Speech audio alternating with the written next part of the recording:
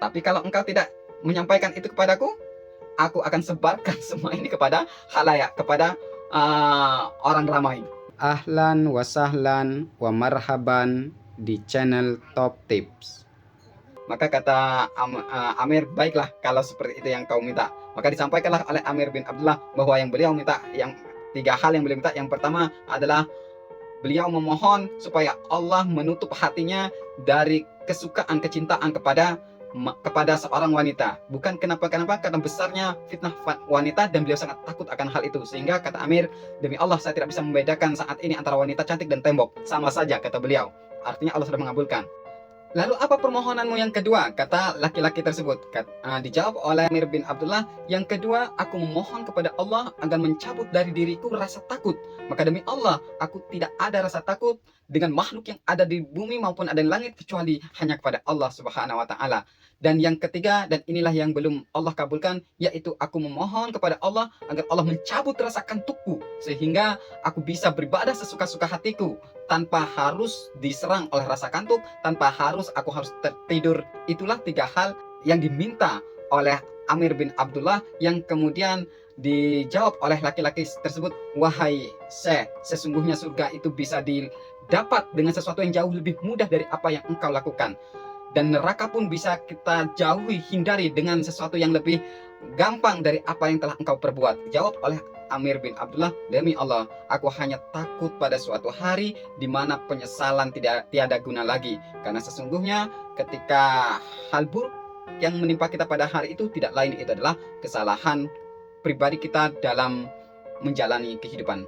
Itulah penjelasan dari Amir bin Abdullah terkait dengan 3 doa beliau, dan betapa beliau sangat berusaha untuk menjaga diri dari sorotan manusia, terutama terkait dengan ibadah beliau. Beliau sama sekali tidak ingin mengharapkan puja-puji daripada manusia. Hal ini pula pernah dialami dalam kejadian lain ketika Amir bin Abdullah mengikuti perang Qadisiyah, dan saat itu kaum muslimin mendapatkan harta yang sangat banyak, berupa mutiara-mutiara, emas-emas dan sebagainya.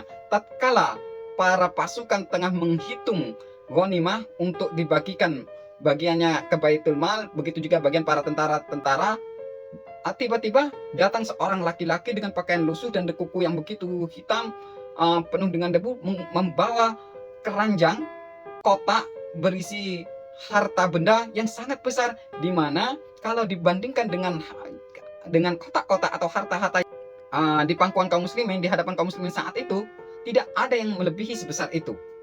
Jadi ini adalah kotak yang terbesar, dan beliau bawa sendiri. Tatkala diserahkan harta tersebut, kemudian para prajurit mencoba menggali siapa laki-laki. Demi Allah, aku tidak akan memberitahu siapa diriku, karena aku tidak mau kalian memuja-mujiku.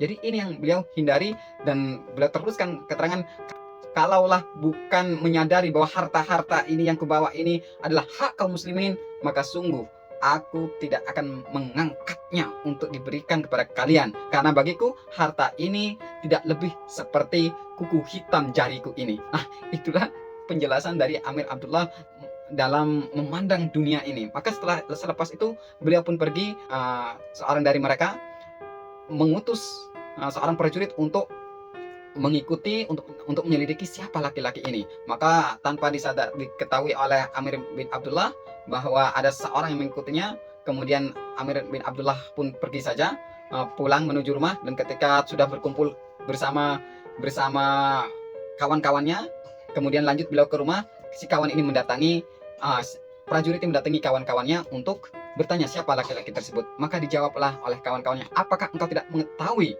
sosok tersebut, sosok laki-laki itu?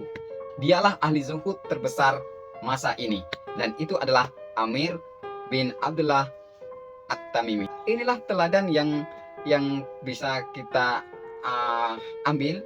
Inilah teladan yang bisa kita pelajari dari Amir bin Abdullah At-Tamimi untuk bagaimana kita memandang dunia, bagaimana ibadah kita lebih semangat lagi, dan bagaimana memurnikan niat sehingga kehidupan kita ini akan membawa kita kesejahteraan, kebahagiaan yang hakiki, yaitu di akhirat kelak. Wassalamualaikum warahmatullahi wabarakatuh.